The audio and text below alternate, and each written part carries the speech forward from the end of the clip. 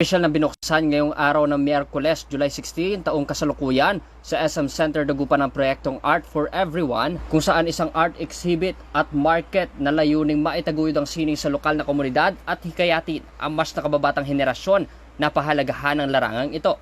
Ayon kay Eileen V. De Los Santos, mall manager ng SM Dagupan City, tampok sa exhibit ang iba't ibang obra mula sa mga visual artists ng Pangasinan at La Union na pawang ibinebenta sa publiko. Sa loob ng 2 linggo, maaaring bisitahin ng mga mall goers ang gallery upang masilayan at mabili ang mga likhang sining na ipinagmamalaki ng rehiyon. Walang bayad ang pagpasok sa exhibit at libre rin ang espasyo para sa mga artists bilang pagbibigay suporta para sa mga talento ng mga ito pagdating sa sining. Naasahang magiging taunang programa ang exhibit na ito tuwing buwan ng Hulyo bilang pakikisa sa pagdiriwang ng National Arts Month. Ayun po ay meron tayong activity na tinatawag po na SM Art for Everyone. This is an art exhibit and market po that is first ever po na ginanap po dito sa SM Center Dagupan. We have 3 artist groups po. We have yung Agini Kolektibo po. And then we also have yung Pangasinan artist group and individual artist po na from Pangasinan and La Union. And we have over 100 po ng mga artworks displayed po ngayon dito sa SM Center Dagupan.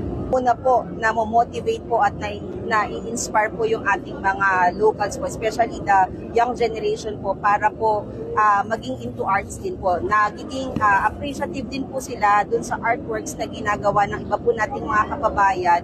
And at the same time po, it will become a source of economic growth din po. Kasi since it's an art market po, makakabenta po yung ating mga artists po dito and it will become their source of livelihood din po. So we will also help the art community din po. So lahat? Yes po, everything is for sale po. For exhibit and for sale.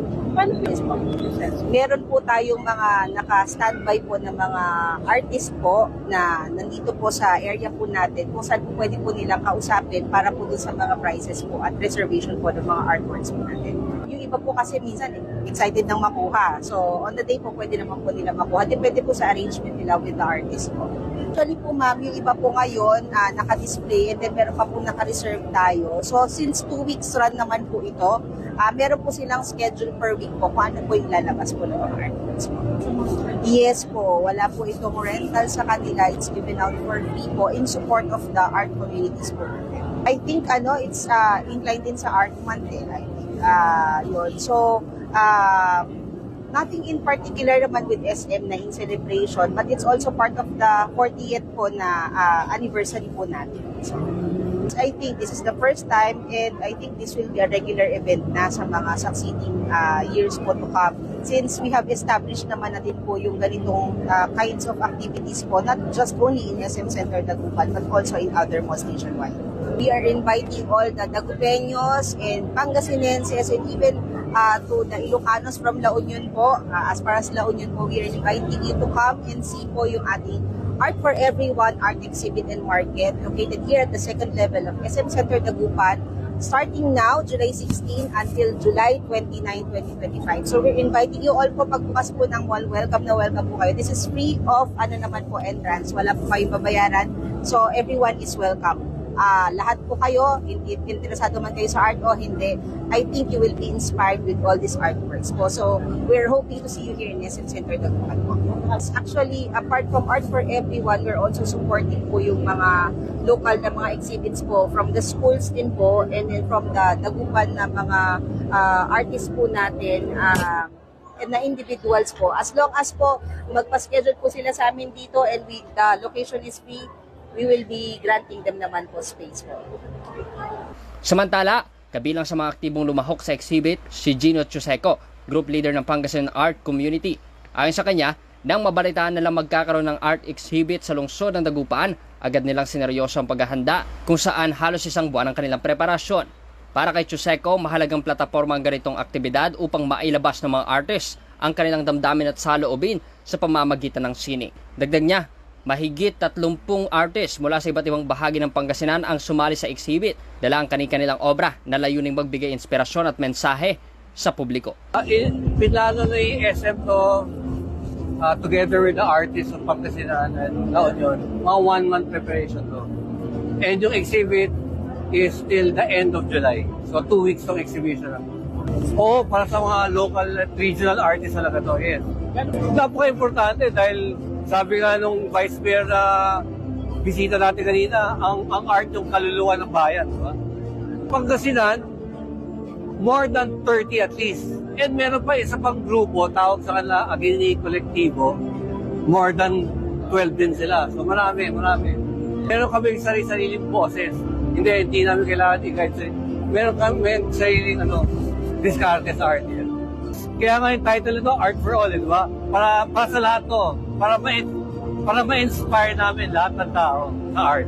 Overwhelming yung feeling sa aming mga artists dahil ito yung gusto namin, di ba? Na ma-share yung talent namin sa mga kababayan natin. Para sa programang inobserbahan itong kalagayan dito sa lungsod ng Dagupan kung saan nakaranas nga ng mga bahagyang pag-ulan, minsan panakanakayan, pero paunti-unting lumalakas itong mga pag-ulan. Pero maulan man, may mga nakita tayong police mobility dito sa mga lansangan dito sa lungsod ng Dagupan, particular dito sa may junction, no? Bawang Marian, may mga nakaantabay na rin ng mga police personnel dyan para bantayan pa rin itong sitwasyon dito sa kakalsadahan. Maging sa downtown area, nandyan din itong mga kapulisan, no? Two personnel yung nakita natin dyan, Bawang Marian, may mga nagpapatrolya rin ng mga sasakyan ng mga kapulisan ng naglilibot dito sa lungsod ng Dagupan. At syempre katunayan na Bawang Marian ngayong araw ay nakapagtala sila ng police report na o mga nagpa-blatter or any kinds of incident o mga VTI. Nasa kabuuang 22 yan at isa sa mga pinakamabigat na kaso ngayong araw itong buy bust operation na isinagawa nga ng kapulisan kung saan mahigit 700 o 760,000 na halaga ng syabong nasabat at dalawang suspect yung arestado diyan at isang matagumpay nga na anti-illegal drug operation itong isinagawa ng kapulisan dito sa lungsod ng Dagupan at sa koordinasyon niyan o sa pagkikipagtulungan nila sa Philippine Drug Enforcement Agency Region 1 o PDEA Region 1 ngayong araw at ang buy bust operation ay sinagawa dyan sa may Sitio Silungan, Barangay Bunuan, Benloc, Dagupan City na nagresulta sa pagkakaresto ng dalawang suspect. At ito ay mga residente rin sa mga nasabing lugar. At nasamsam mula sa mga suspect itong tinatayang 113 grams ng hinihinalang shabu na may street drug price na 768,400 pesos na nakapaloob sa 6 o 2 peraso ng transparent plastic sachets.